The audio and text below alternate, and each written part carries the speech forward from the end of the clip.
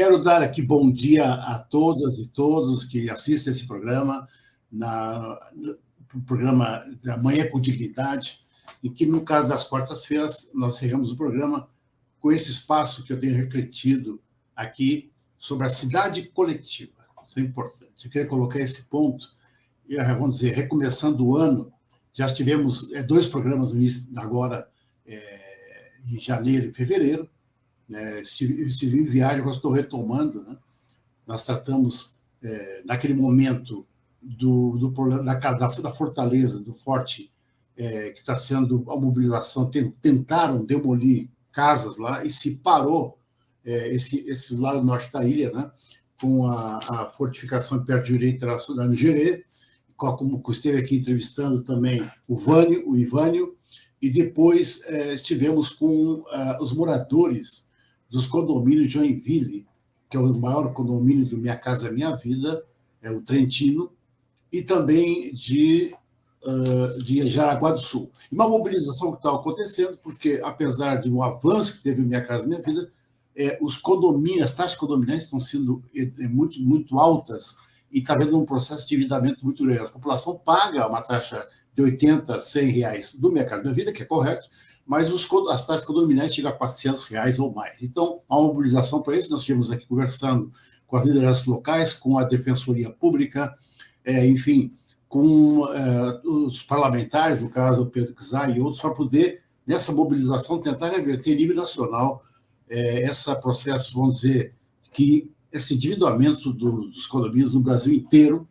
que tem aumentado, que é uma situação que vem ocorrendo, vem aumentando, porque é uma situação individualizada de dívidas que vai aumentando cada vez mais. Bem, nós tratamos 2 assuntos de janeiro e fevereiro. E agora, retomando, eu queria vamos dizer, a origem, porque cidade coletiva, que é esse espaço que nós tratamos aqui, principalmente voltados para uma arquitetura, urbanismo, para o território públicos e coletivos. Eu queria colocar isso, porque esse é o aspecto fundante desse programa. Eu, como arquiteto urbanista, formado no Rio Grande do Sul nos anos 70, sou professor aposentado da Universidade Federal, e há muito tempo que a gente vem lutando no Brasil inteiro, no mundo inteiro, para que haja uma arquitetura pública. Não é isso? Essa é a questão central, que é exatamente ao contrário, uma contratendência a uma tendência mundial hoje, do processo de destruição do espaço público, na linha, vamos dizer, ultraliberal, que eu chamo, do capital em nível mundial, de invasão, vamos dizer, né, das áreas que não teve, que são, de modo geral, da esfera pública. Tanto os órgãos públicos, que se avançou pós-guerra dos anos 40, pós-guerra dos 45, 50 em diante, até os anos 70, que é uma expansão mundial, numa teoria keynesiana, de que o Estado é que tem que garantir o desenvolvimento através de infraestrutura de investimentos, né, para poder garantir uma sustentabilidade social e econômica das populações, que vão se concentrando cada vez mais na cidade, porque a cidade hoje é um fenômeno cada vez mais mundial, né, que ela nasce no século XVIII e XIX com uma necessidade produtiva de acumulação do capital, da concentração de equipamentos, para poder expandir em nível mundial, como é o caso da Inglaterra, com as ferrovias. Uma cidade, se você vê a Inglaterra no mundo, ela é um ponto no mundo, mas foi império na chamada Revolução Industrial do século XVIII, e que ela expandiu para o mundo. Então, Liverpool, Londres e as várias cidades, principalmente na parte ali industrial litorânea, elas foram um foco da revolução industrial, desde a máquina a vapor, os trens, a Maria Fumaça, que a gente chamava, né? Depois veio o diesel, que expandiu para o mundo inteiro com ferrovias. E eu não sou do Rio Grande, a cidade que foi marítima, e é marítima, mas também foi a ferrovia. Meu pai foi ferroviário. Então, gerou uma classe trabalhadora mundial ligada às grandes ferrovias. Então, para isso, precisava concentrar a produção e expandir em nível mundial. Então, a cidade passa a ser o locus da produção do capital, que até então, o capital mercantil já havia essa transição, que vem do século XVI até o século XVIII, com a expansão mundial das mercadorias, a cidade começa a ser o locus de troca. Mas com a produção, é a cidade que vai ser elemento central de articulação, e aí vem a concentração urbana. que tanto bem Engels, Marx e muito antes dele já haviam analisando a cidade como uma cooperação produtiva. Então, a cidade que já existia milenarmente, ela era um campo de comércio, de troca, mas o centro é o valor de uso. Né? E o dinheiro era uma espécie, né, como outras. E a propriedade privada das terras é a que é o bem maior. Mas a partir do capital, quero colocar isso é importante, que é o chamado equivalente maior valor, o valor passa a ser o centro. Então, ela passa a gerar, a cidade passa a ser um elemento estratégico, fundamental da acumulação do capital, e a cidade passa a ser um fenômeno contemporâneo, moderno e contemporâneo, a partir da Revolução Industrial, e que aí é uma ruptura dos circuitos mercantis no campo, e a massa, aquela massa de população se concentra na cidade, uma velocidade nunca vista até então, porque até então havia cidades medievais, né, que eram esparsas no campo, mesmo as cidades comerciais que tinham centro de igrejas tradicionais na média e alta Idade Média, mas a cidade burguesa, Burgos, que é o primeiro ponto do capitalismo mercantil, já tem os embriões, a cidade como locus. Mas só a partir do século XVIII, principalmente, para cá, ela passa a ser uma máquina produtiva. E, ao mesmo tempo, paradoxalmente, ela passa a ser uma máquina e um lugar de produção e de concentração humana, de experiências inéditas, nunca vistas até então, e que não é mais a igreja, o centro, mas agora é o banco, é os setores comerciais, é a indústria que passa a ser a concentração de populações nunca vistas. Então, pessoas desertadas das suas terras vão se transformar em força de trabalho, que é o trabalhador que aparece. Ele, através do salário-soldo, ele compra aquilo que produziu antes. Então, há uma alienação importante do homem da sua meio de produção. Então, ele passa a ser máquina de produção para o capital. E esse homem, depois sai das fábricas, do século XIX, muito bem, faz Engels, ele é jogado para onde? Para as periferias, como até hoje. Nos países periféricos, principalmente, apesar do avanço da classe operária na Europa inteira, mas eles dão o quê? Eles produzem para o capital e a parte da reprodução deles, ele tem que comprar tudo no soldo, no seu salário, os demais, carne, comida, para se vestir, para ter escola para os seus filhos, saúde, educação. Isso antes de estar no campo, mal ou bem ele tinha acesso, ele produzia esses meios de produção. Né? O leite, a carne, o queijo, ele produzia em casa, no meio circulação simples, reprodução do capital, antes do capital se transformar, que é hoje. Muito bem, esse processo vem aumentando. Então, Liverpool, com aquela máquina produtiva, exporta para o mundo, né, bens industriais manufaturados, certo? Que é o caso das máquinas, por exemplo, entre outras questões. Mas o operário, se você ver proporcionalmente, é bastante pequeno, comparando com o que ele expande pelo mundo. Então, a cidade passa a ser meio de produção de concentração. E cada vez mais isso vem no século XIX, século XX, chegando a ponto hoje de ter 50% das cidades do mundo inteiro, a população está concentrada em 50% de todas as cidades. Aqui em Santa Catarina, em Florianópolis é 90%, mas no Brasil chega a 85%. Bem, então eu quero colocar isso, porque ao mesmo tempo, paradoxo que fala Marx, a cidade com produção, mas ela tem um caráter civilizatório que mesmo o capital não programou. Porque os homens andam isolados no campo, eles se concentram na cidade. Os diferentes se veem por força da concentração, na cooperação coletiva. Porque a cidade é uma máquina de cooperação coletiva. Mas essa cooperação coletiva escapa das mãos do capital, porque os homens e mulheres se concentram na cidade. Quando eles saem do trabalho, eles fazem o quê? Bom, eles vão para a festa, vão se reproduzir, porque isso aí não está no circuito do capital.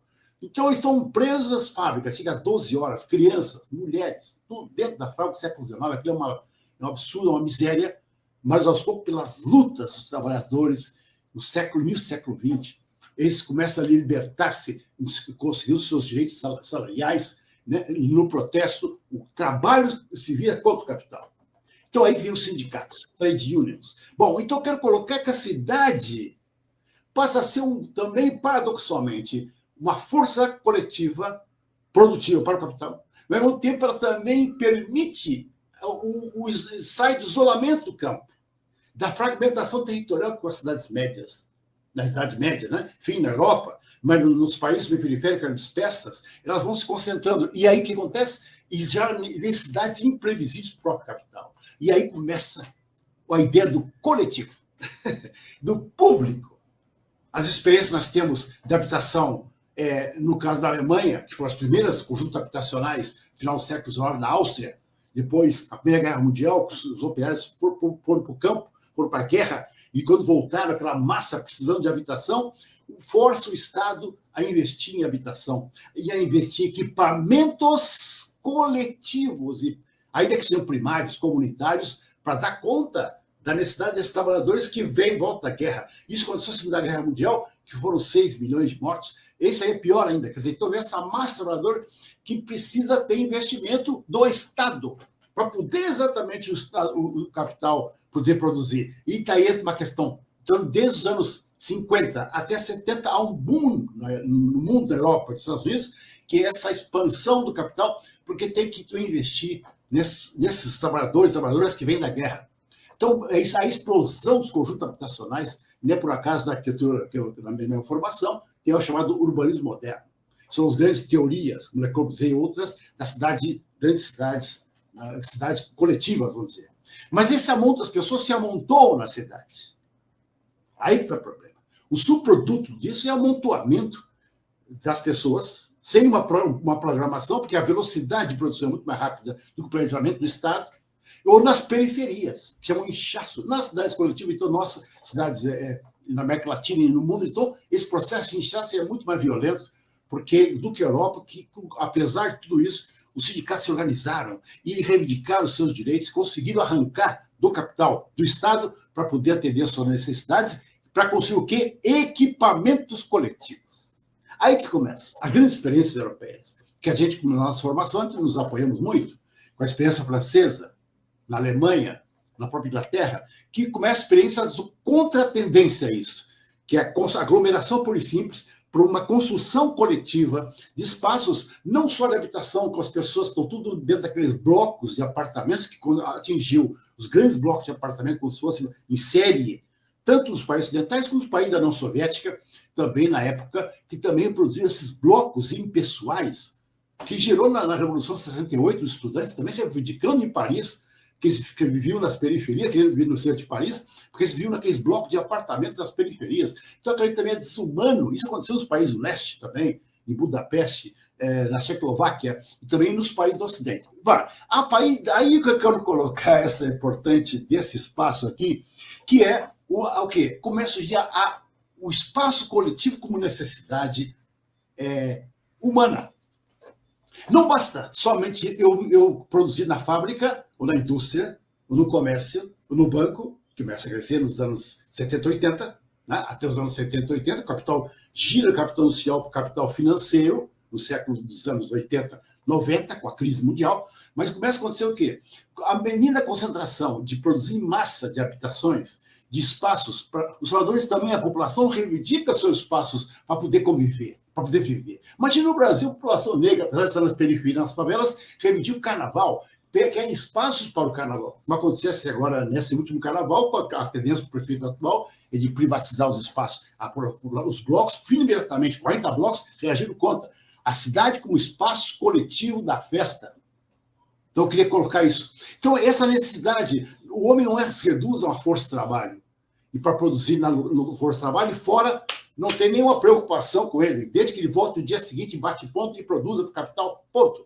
Mas essa parte da reprodução, que está para além do trabalho, ele é fundamental, começa a ser uma pauta sindical, que é importante os equipamentos coletivos para a população. No caso nosso particular, é o sistema SUS, Sistema Unificado de Saúde, foi uma reivindicação dos anos 80 para cá, em que aconteceu, a saúde é coletiva, a saúde é pública.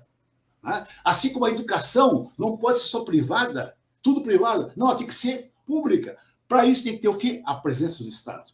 Então, eu queria colocar isso, essa articulação, porque há muito romanticismo do espaço coletivo, o espaço para todos, da festa. Não, mas para garantir isso, é necessário ter o Estado para poder atuar, o Estado como elemento coletivo, distribuir os impostos para a grande coletividade. É nesse tipo do Estado. No outro aspecto do Estado, tem reflexões que vão de keynesianos até Althusser, grandes autores que debatiram, os autores marxistas. Mas o Estado, do ponto de vista que ele reproduz, ele cria as condições para a reprodução do capital, né? Para ferrovias, para vias, estradas, etc., para que isso avance, como aqui, a estrada, as ferrovias, os portos, para escoar a produção. Mas também pode ser o contrário, junto complementarmente a isso, em conflito, para o quê? Para destinar espaços coletivos para aqueles que produzem a cidade são os trabalhadores e trabalhadoras, que é a reprodução do trabalho. Então, nesse sentido, eu quero colocar aqui, gente, cada vez mais, há uma tendência, uma contra-tendência. Esse programa meu aqui é quase uma militância. É um espaço coletivo para a reprodução da humanidade. Ou seja, coletivamente falando, o espaço que chama difuso, que é o espaço que todos se encontram. Né? Não é para poder reproduzir-se simplesmente. É um espaço que o Carnaval é o exemplo que eu acho que eu tenho um artigo de uma autora aqui, eu mostro para vocês. Ela diz que o Carnaval é o encantamento do espaço público. Eu acho linda essa frase. Mas assim, o espaço da festa, como foi em Veneza, né, em outros lugares do mundo, quer dizer, o espaço que é o imprevisível. Não só o espaço da praça, da rua, né, mas os espaços para a festa. Como diz o nosso Lefebvre, a arquitetura, a cidade com espaço, uma obra de arte, com um espaço, isso aí que escapa ao capital, quero colocar aqui. Então, há uma contradição. Por um lado, hoje, no mundo, há uma tendência que não foi até nos anos 50 até os anos 70, que foi uma expansão de uma espécie de boom positivo, ciclo vicioso do capital na Europa, e criou grandes arquiteturas modernas belíssimas, não só conjuntos de apartamentos, espaços coletivos, locais comunitários. Brasília foi uma referência disso, apesar de todas as críticas da Brasília. Você tem espaço de jardins, porque aquilo é uma terra pública, essa é a diferença. Mas, de qualquer maneira, você tem jardins, você tem espaço para as crianças, você tem espaço para o quê? Não basta uma escola longe, mas escolas, de modo geral, estão dentro do espaço de entorno, que as pessoas possam caminhar, não precisa pegar transporte para isso. Né? Então, o espaço da saúde, os espaços culturais, como tem, isso é importante, está perto, em termos proporcionais, fazer um estudo de planejamento, enfim, tudo isso foi tema, principalmente dos arquitetos, em nível mundial, de criar esses espaços coletivos, a gente chama de arquitetura pública. Então, eu quero colocar isso como o centro da nossa preocupação desta coluna, e hoje é uma nossa grande atuação militante, eu queria agora citar aqui, como exemplo, que foi premiado esse ano, agora em março desse mês, que foi o arquiteto Liu Jiaqun, que é um arquiteto chinês que foi premiado, porque o que é com um prêmio chamado Prêmio Pritzker, que é um prêmio que é tipo Oscar dos arquitetos, que premiou esse arquiteto, que até quase desistiu da profissão, né? Ele foi para o Himalaia, ficou um ano lá pintando e tal, né? E buscando o fundamento da arquitetura, e ele volta e se dedica muito a vários concursos. E eu quero colocar aqui qual é a característica da Prêmio Pritzker dessa vez, que sempre premiou, é muito mais o arquiteto de autor, o arquiteto que faz do espetáculo, principalmente muito ligado ao capital financeiro e comercial, grandes obras fantásticas, excepcionais, né, que não se reproduzem no dia a dia, mas de últimos anos para cá, ele vem premiando arquitetos com o recorte social, e eu queria colocar aqui um ponto importante, que na arquitetura não vai dar tempo hoje, eu queria apresentar, talvez, nos próximos programas, a produção desse arquiteto chinês, que ele faz uma arquitetura que tem um caráter histórico, de infraestrutura e espaço público. Quer dizer, assim como foi também o arquiteto, não estou lembrando agora, arquiteto africano, que foi, acho que ano passado, retrasado, que também foi premiado pela arquitetura que faz arquitetura tijolo junto às vilas, vilarejos na África. Quer dizer, fazer uma arquitetura sustentável, não só na retórica, mas a partir da cultura do povo africano, a partir das habitações rurais, de captação de água da chuva, das arquiteturas que voltam às arquiteturas tecnológicas, né, que tem que fazer um esforço para criar um clima artificial, mas ele volta a ter uma arquitetura baseada na terra, que tem até uma linha sobre a arquitetura da terra, que gera um bioclimatismo que hoje, com a crise climática mundial, é fundamental, gerar espaços resilientes à crise mundial. Então, esse arquiteto africano, que me ficou o nome dele agora, então ele desenvolveu isso, e aí então esse arquiteto chinês, que foi o primeiro agora, em março, também traz essa preocupação com os equipamentos. Não sei se pode aí a Sofia me passar fotos, né, 2 fotos dele, que ele faz uma espécie de centro cultural na China, em Xangai, né, onde ele coloca ali projetos coletivos, né, depois eu posso melhor, no próximo programa, explicar melhor essa experiência, né, como os referentes, ou seja, o top do Oscar da arquitetura hoje, preocupados com a arquitetura coletiva, e aí que entra uma questão. Por quê? Com uma contratendência, há um processo hoje, a partir da crise de 2008, né, que é a privatização dos órgãos de gestão públicas e também da privatização dos espaços públicos em geral.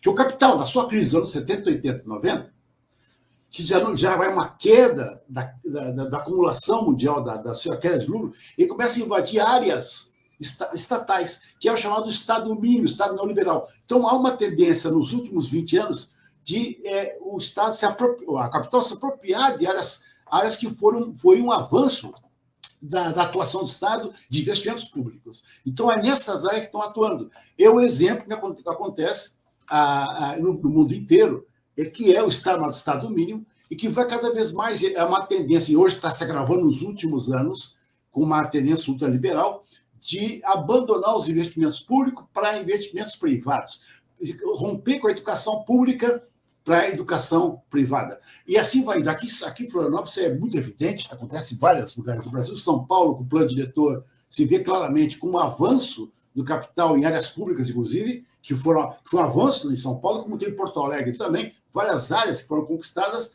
para o público, que estão tentando privatizar essas áreas e desmontando, terceirizando os órgãos públicos que são necessários, fundamentais, para poder se dedicar a necessidades coletivas. Como grandes equipamentos, como a área pública, nosso SUS, nós estamos lutando hoje, ao exemplo que é o SUS da saúde, para o SUS urbano. O professor Paulo Alta fala do chamado SUSA, que é o Sistema Unificado de Saúde Ambiental, certo? A nossa tendência é criar, ao contrário do que está acontecendo mundialmente, que é uma privatização, que o desespero do capital para buscar lucro, né? Ele não está preocupado com as necessidades coletivas das populações. Eles querem fazer investimento. Então, eles vão investindo no quê? Quebrando os estados e quebrando os investimentos, invadindo tanto as órgãos por privatização, como aqui na ilha está acontecendo na capital, que é a terceirização, por exemplo, do sistema, vamos dizer, direto de atendimento à população, que são as UPAs, que é a UPA Sul, né? Como tem também o desmonte do CAP, que é um órgão, uma das maiores importantes empresas públicas, uma das melhores empresas que conhece o país. Tem uma eficiência enorme, são 12, 13, acho que chega a 19 itens que abrangem. Mas agora o prefeito atual, Topazzi, já fez isso, Jean Loureiro, quer privatizar a CONCAP na parte só de coleta, onde der mais dinheiro. Mas a parte de podas, a parte de reciclagem, não está preocupado. Entendeu? Então, eu estou dando exemplo, e foi o exemplo, como está acontecendo, a população reagiu imediatamente. Porque a CONCAP lá com serviços públicos, serviço da CONCAP no norte é privatizada. Né? Isso deu um problema sério que a população reclamou. E agora é uma tendência de retornar até a CONCAP pública. E o Sintrazen, o grande sindicato combativo, está fazendo isso. Estou dando exemplo disso, porque isso acontece no Brasil inteiro e no mundo. Há uma tendência, uma terceirização da gestão pública para a privada, como se a cidade fosse uma empresa. Ou seja, voltando à origem para pior, começa a cidade lá no início, no século XVIII, XIX, quem dominava era a indústria. Como exemplo, aqui em Blumenau, a Hering, que é a empresa Hering, por exemplo, como em Caxias do Sul, que é uma cidade industrial, que o centro dali era a Randon, né?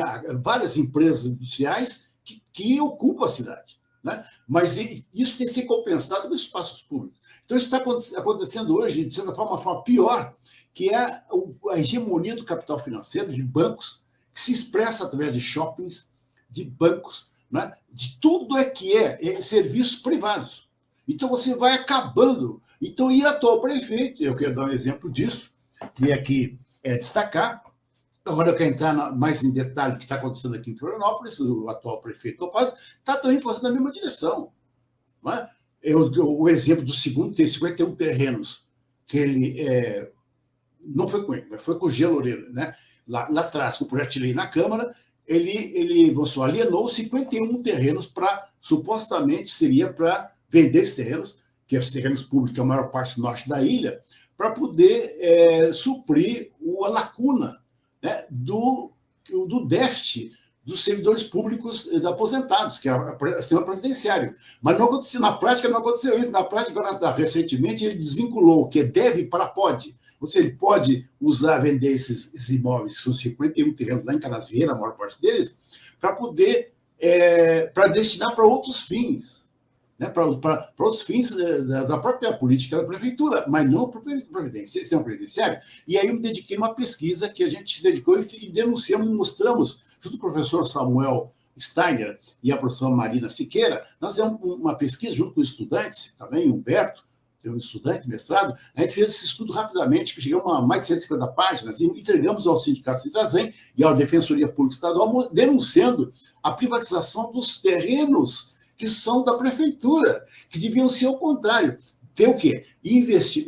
Colocar esses terrenos a serviço dos equipamentos coletivos e públicos. Então, a tendência do atual prefeito é nesse sentido. Agora, para piorar, acabou agora, ele entrou com o decreto agora de privatizar a antiga rodoviária, tá? Que está aqui na Mauro Ramos, com esse no final da Mauro Ramos, Cirlus, que hoje tem um equipamento que serve para serviços locais, né, borracharia, bar e tal, e agora ele vai alienar e vender esse imóvel, com uma possibilidade de construir até 12 pavimentos oficialmente no plano diretor, mas pode chegar a 24 ou mais pavimentos, certo? Com os tais áreas incentivadas, e ortorronerosa, que foi o grande problema que aconteceu com esse plano diretor que aprovou 2 anos atrás. Então, dando um exemplo da antiga rodoviária, que é uma tendência de privatização da atual gestão, como também a penitenciária foi uma luta que nós começamos lá atrás, desde o ano 2000. A penitenciária é uma tendência de querer colocar um grande condomínio, tirar a penitenciária e levar para fora, e ele criar um grande condomínio privado. Mas devido à mobilização que nós tivemos na época, o Fórum da Cidade que eu faço parte, nós fizemos uma mobilização e conseguimos que o governador até então recuasse do Colombo e outros. Então, mas de qualquer maneira, é uma tendência nessa direção. Isso acontece aqui em todo lugar do Brasil e no mundo. O outro ponto também, que é a Ponto Coral também tentou ali projeto de privatização de um hotel que teria quase 300 graus de visual, aquele hotel especial, os hotéis que estão na linha da Beira-Mar Norte, ele tem uma vantagem que ele está na linha de frente do promontório. Então, a Ponto Coral, devido à mobilização que começou nos anos 80, no curso de arquitetura que fiz parte na época com muito orgulho, e depois movimentações posteriores, até chegar ao recente Ponto Coral 100% pública, se conseguiu travar, através da judicialização do Ministério Público, que ali fosse construído um hotel, uma marina. Mas há uma tendência nessa direção. O Parque da Luz foi outra mobilização fortíssima, que a prefeitura, na época, construía a sua sede em cima do parque, chamado Parque da Luz, daquela área de promontório, e se conseguiu travar aquilo, graças ao nosso Etienne, na época, que ali fosse um parque. Tá? Assim como o Parque Coqueiros, do outro lado, também, que a prefeitura queria privatizar, se criou, devido ao esforço de mobilização comunitária popular na região dos moradores, se criou o Parque de Coqueiros de baixo para cima. Certo? E assim por diante. Mas e agora, as visuais da ponte que nós temos ali, também a tendência é construir edifícios que vão bloquear os visuais. Então, há uma luta, eu estou acompanhando de perto, isso como arquiteto também, e pelo Instituto Cidade e Território, pelo Fórum da Cidade, evitando que aquela via panorâmica seja bloqueada, certo? Seja simplesmente impedida com suas visualidades. Então, o público, gente, não é só o uso público em si, mas também a visualidade da paisagem. O direito de você ver a paisagem como um todo, como um bem cultural. Não sei se entenderam. Então, se você coloca um prédio na frente, na casa via panorâmica da Ponta de Luz, você começa a bloquear. Tem um ponto luminoso lá no fundo, que você vê no final da tarde, que é um ponto que é o outdoor. Aquilo ali atrapalha quando você olha o entardecer crepuscular em vermelho, amarelo, que é lindo aqui, aquele pôr do sol, você vê um ponto luminoso que perturba aquilo ali. Aquele ponto luminoso é privado. Ele não respeita o coletivo, que é um bem imaterial, que é a paisagem, que aliás, as várias 40, vamos dizer, cartas da Unesco, nas últimas décadas, vem privilegiando na Unesco, no patrimônio material cultural, a paisagem. Então, a paisagem também é outro aspecto fundamental, que é coletivo. Ele é inalienável, ele é difuso, que a gente chama isso, com o plano diretor, com espaços públicos. Então, observe, então essa tendência, que não é o atual prefeito, ele representa esse setor, em nível mundial e internacional, da tendência da privatização e também no ponto de vista político da ultraliberalização em geral da política, transformar a cidade como se fosse o território como uma empresa, mas, fundamentalmente, um ponto de vista reacionário, que é evitar as manifestações coletivas, a auto-organização dos trabalhadores, a população ser dona do seu destino sob as mãos de poucos, isso eu queria colocar. O Trump, que acaba de entrar nos Estados Unidos, é um exemplo disso, né? Junto com o Musk, o cara que é o maior bilionário do mundo. Quer dizer, dois, três pessoas, poucas famílias, controlam o mundo. Então, essa concentração do capital que leva essa tendência de uma cadeia privatista. Bom, então, voltando, o coletivo ele é central para nós. E aí tem vários, não vou entrar aqui, mas tem muitos autores, desde Lefebvre, nos anos 70, já falava a cidade quer como obra coletiva. Nós tivemos também, o Kelvin Lynch também fala disso, da importância da paisagem, né? O Gordon Cooley também, teórico norte-americano, fala da necessidade da paisagem como elemento estrutural do aspecto civilizatório, que é o espaço coletivo, é o espaço do encontro, onde o homem vê o outro como se construindo a si mesmo.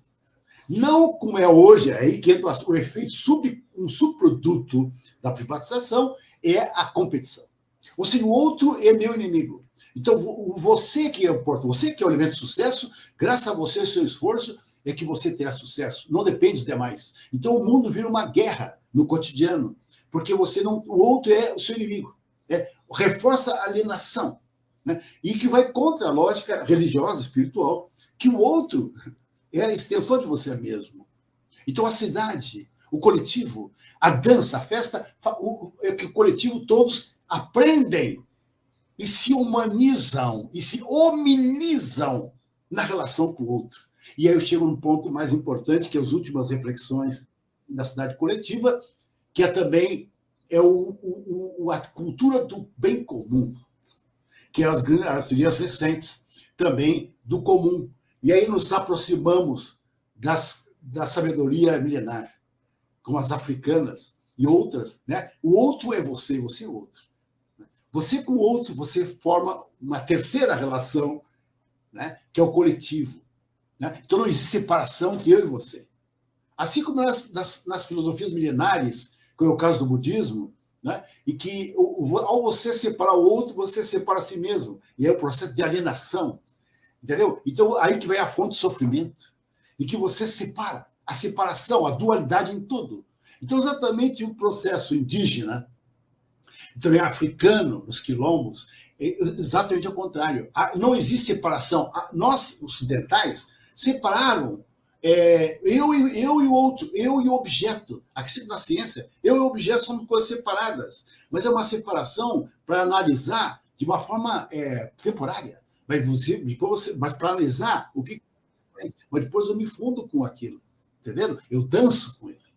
Então, nesse ponto, os indígenas que veem a natureza, eles veem eles são a natureza, não tem eu e natureza, entendeu? Eu e o outro. Não, nós somos um só. Eu queria colocar. Então, essa filosofia que está hoje chamada do bem comum, nos espaços coletivos, filosoficamente falando, nas universidades, academias, não é nova. Não é nova, de certa forma. Já vem nas culturas milenares, que agora estão sendo resgatadas. Eu fui professor de História da Arquitetura, da parte da arquitetura hispânica e pré-hispânica. Na América, na Ameríndia, na América Latina, você tem as culturas milenares foram destruídas ou ficaram como resíduos, como diz Milton Santos, né? Os homens lentos ficaram nas periferias, nos resquícios do capital que foi alisando o espaço, rompendo o espaço, verticalizando o espaço, como são os shoppings que chegam em qualquer lugar, como ao longo da BR-101, aqueles shoppings que não têm nenhuma relação com o entorno, com a palhoça, com as populações que estão no entorno, que estão na maior miséria, mas dentro do shopping você está no seguro. E aí eu queria colocar um ponto importante. a segurança. O espaço, o que vem contra a tendência a espaço público é o medo das ruas. Aí eu queria colocar um ponto importante, que é a rua. A rua como espaço de encontro do fruição, como nós temos Narciso Luz, que paradoxalmente fecharam o Rio, que era contra, né, um professor, que fecharam parcialmente, e que fechou aquilo tudo, mas criou um passeio, paradoxalmente, um passeio de espaço público coletivo, fluindo ao longo daquela serpente que é o rio. Você tem uma serpente que flui, hoje é um espaço que foi apropriado, apesar da legislação urbana, para a população local, para a juventude, que com aquela gourmetização que é o mercado, né, você criou um litrão, então você vem de pagar caríssimo, que é dentro do shopping, do nosso espaço público, que é o nosso mercado, que também foi uma gourmetização do espaço público, observe.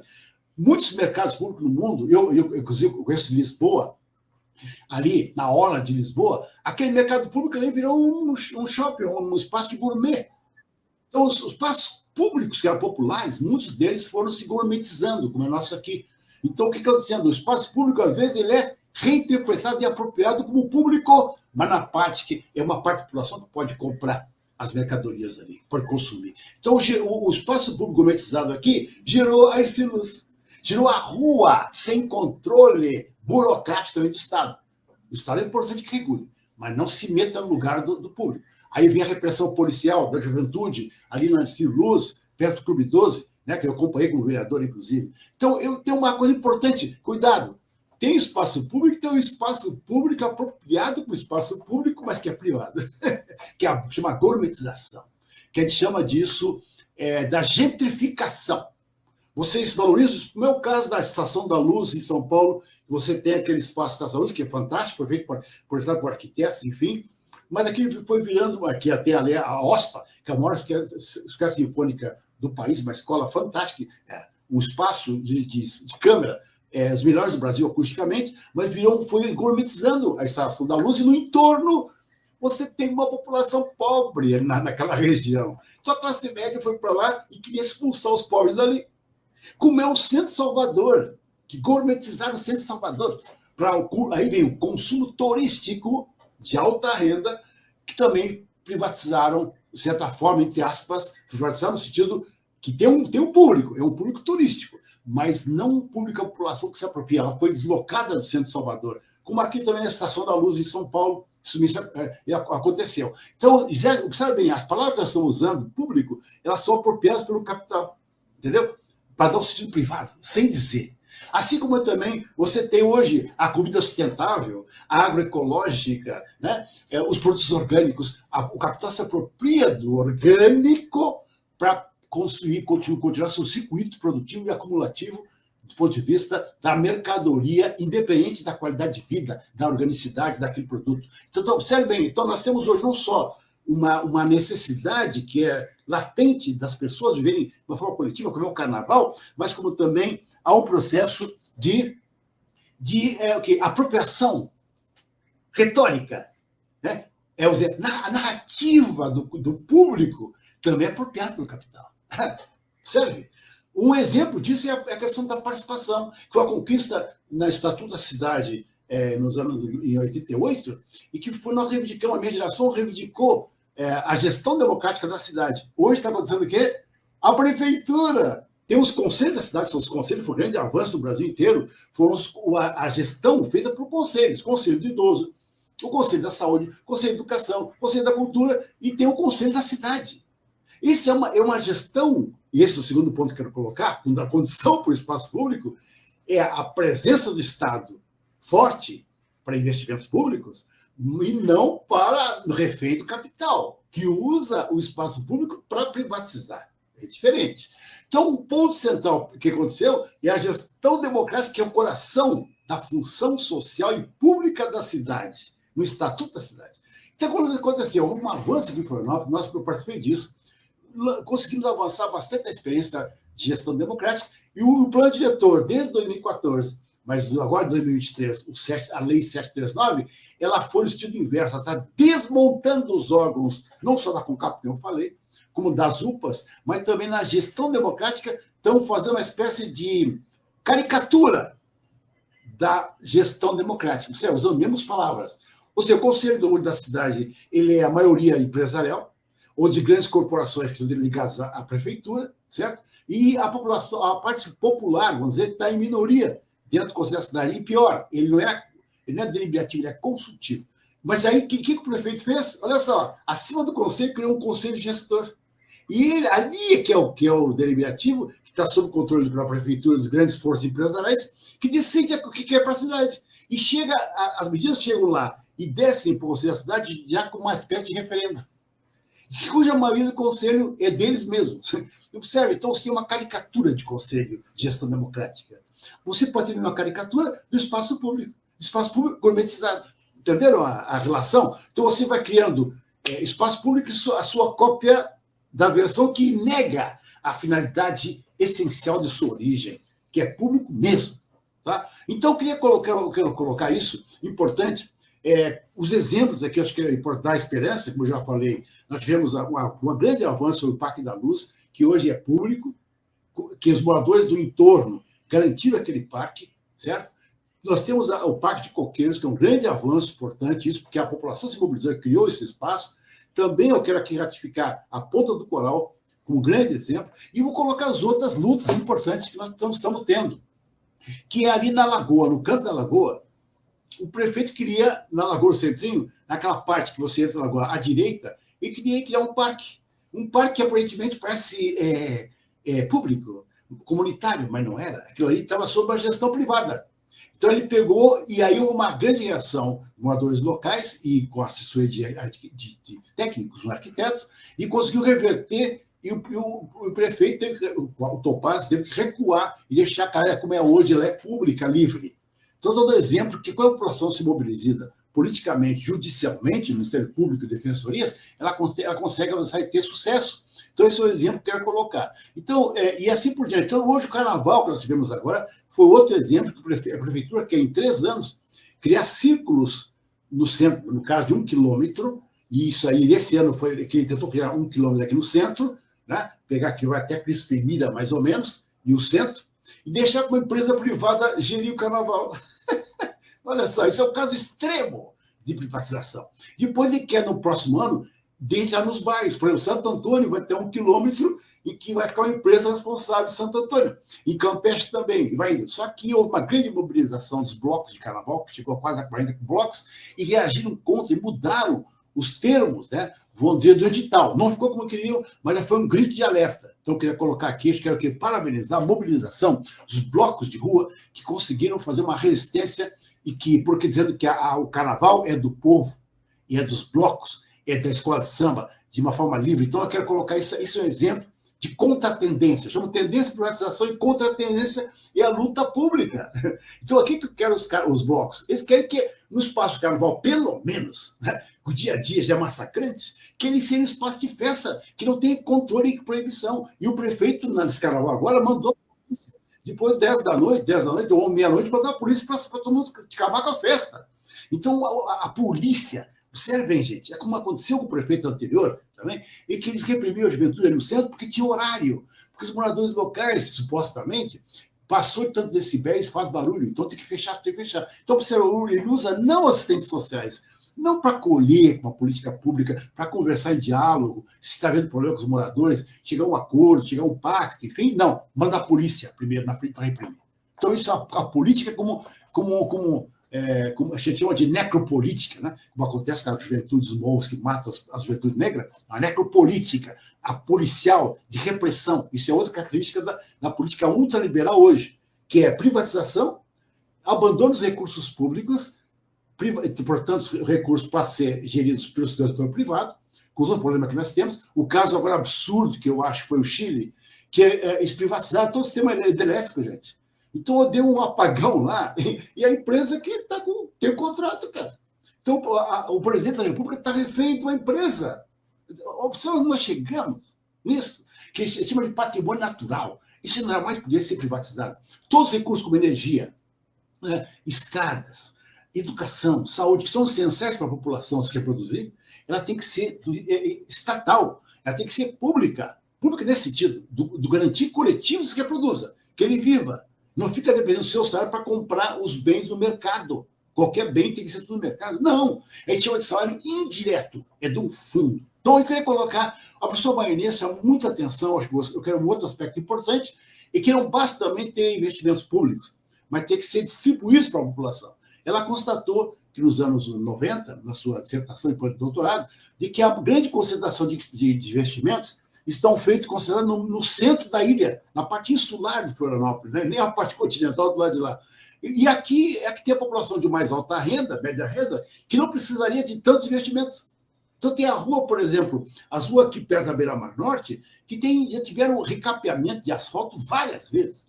E, no entanto, na periferia lá da área municipal, tem gente que está com tem pavimentação até hoje. Dentro da ilha mesmo, Campeche, tem várias ruas lá que estão sem pavimentação, sem infraestrutura, sem saneamento, coisa nenhuma. Então, os investimentos públicos também têm que ser aumentados e distribuídos de acordo com a população, e também é importante, não só a população genericamente, economicamente falando, mas a população negra, a população também que sofre as pessoas mais em termos de gênero. Tá certo? Então, isso é importante destacar esse recorte. Muito bem. Então, para isso, eu quero colocar aqui que nós temos que lutar para que a rodoviária antiga, que o vereador Afrânio está nessa linha de frente, tentando garantir que a antiga rodoviária seja um espaço comum público, que o prefeito quer entregar para a empresa para construir 12 planejamentos ali ou mais. Então, isso é uma luta que pega todo mundo. Sabe? Eu participei da reunião ontem, foi muito boa, que pegou arquitetos, não arquitetos, gente toda interessada, acadêmicos, independentemente das suas origem ideológica, mas tem um posicionamento de defesa que a antiga rodoviária é pública. Então, isso é um grande avanço que eu queria colocar aqui, gente, que a antiga rodoviária não é um ponto, aquilo ali é um detalhe, é um prédio velho, antigo. Não. Embora a Manu, a vereadora, se apoiou no parecer do Cefam, que é complicado do Cefam, porque também os funcionários estão sofrendo assédio lá, mas ela disse que ali que diz que o Cefam, que é o órgão responsável pelo patrimônio histórico, não histórico. Mas não é isso, não é o prédio em si, gente. É o valor simbólico e imaterial. Que aquilo ali está numa ponta de um corredor que tem vindo fluindo, e você emenda e fecha, ou começa a grande passeio que é o Dercy Luz. Então, aquilo ali tem que ser naturalmente espaço público, como muitos estudantes de TCCs, trabalho de conclusão de curso da arquitetura da Federal e da Unisul, já indicaram para aquele local. Né? Mas não, eles querem deixar para o setor privado para demolir o prédio como se um prédio, aquela instalação por um prédio de 12 andares. Mas a outra nós temos que lutar para que aquele prédio seja reciclado.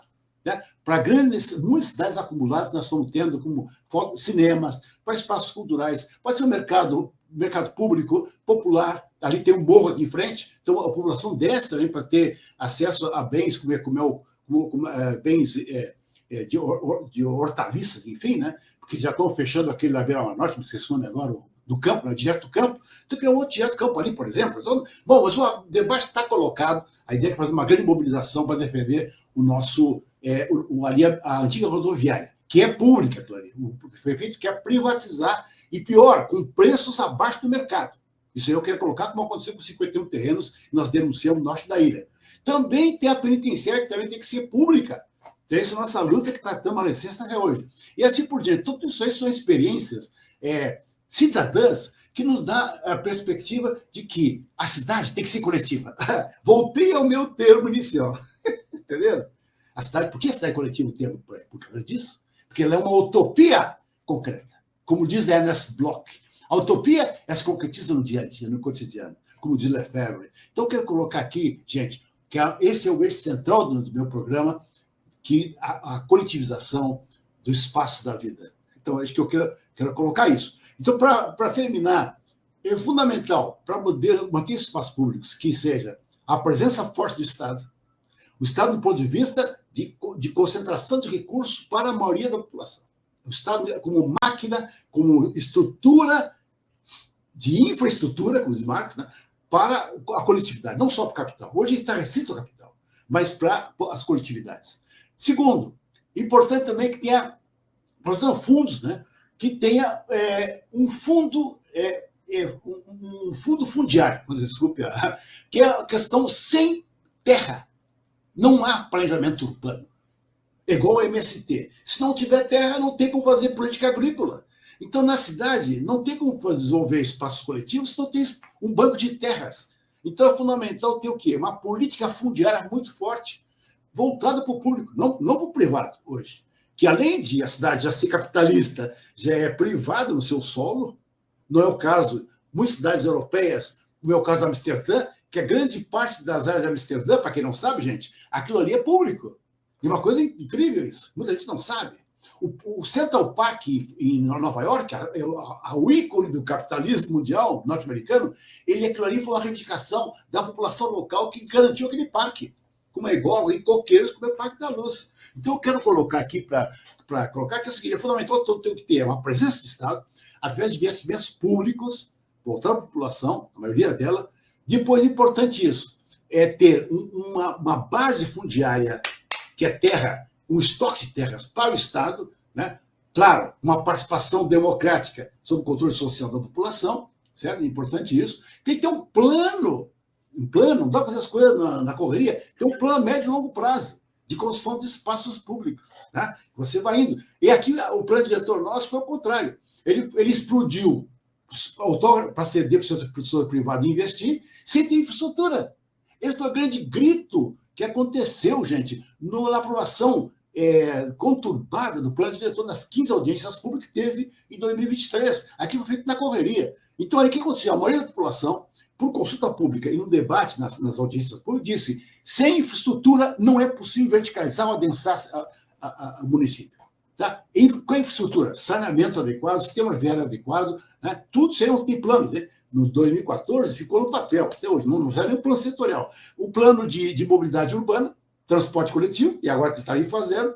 Também um sistema de áreas verdes, de arborização, com a questão climática. Ou seja, são 6, pelo menos, planos específicos que não foram feitos. Tá?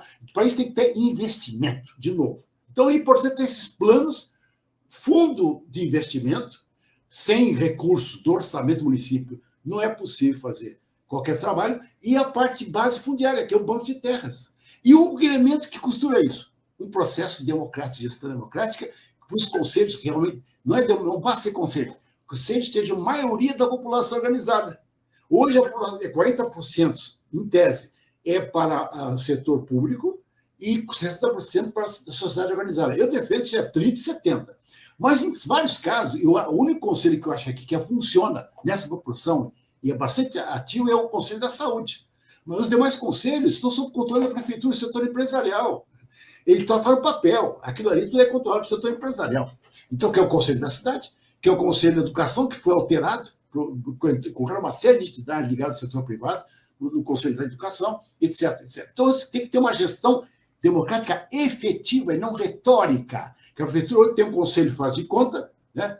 Uma chapa branca, que é o Conselho da Cidade, e acima quem controla é um conselho consultivo, gestor, que ele é que determina, com o prefeito, acima do Conselho da Cidade, que é a chapa branca consultivo. Então, é isso que é colocar. Então, esses 4 elementos, o Estado forte, com investimentos públicos fundamentais, com a questão também do banco, da questão fundiária, uma gestão democrática, né? Isso é importante. E uma política de espaços públicos, de investimentos públicos para construir equipamentos, é que você pode ter uma cidade democrática. E importante tudo isso, um recorte que faça uma arquitetura resiliente, né, que é importante com a crise climática mundial, uma arquitetura resiliente, a população está junto, atuando com uma espécie que chama de urbanismo tático, certo? Junto com a população, ela atuando no espaço, no microespaço, de uma forma coletiva junto, certo? Então, e uma coisa importante, é importante diferenciar. As pessoas não são iguais. O urbanismo, uma arquitetura, um planejamento, que eu considere que as rugosidades do território, que são as particularidades do território, as populações, os povos tradicionais, as pessoas com deficiência física, a mulher, fundamental, que é uma arquitetura feminina que está avançando muito, os negros, que é mais da metade da população, e são as periferias. Então, nós temos que ter assim como na universidade tem as cotas, nós temos que ter também uma política de cotas na distribuição de recursos públicos nas periferias. Eu, na época do era vereador, eu propus que tivesse nas periferias modos sanitários, mas não diferenciadamente para todo mundo, para aquelas populações que estão mesmo em risco, nas chamadas favelas, comunidades, e aquelas populações que estão mais vulneráveis, que muitas delas são negras, os migrantes nordestinos estão aqui.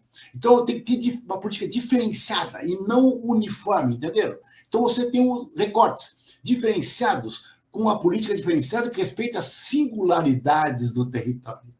Então, isso que eu quero colocar importante é isso, quer dizer, cada vez mais as singularidades, as diferenças, elas vão se destacando numa política não diferenciada, porque também acontece. Você pode ter um Estado forte, como aconteceu na Europa, né? Mas tem uma política que uniformiza tudo. Também é problemática. Que nega as individualidades, que nega a participação social, que quem manda são, chama Lefebvre, né?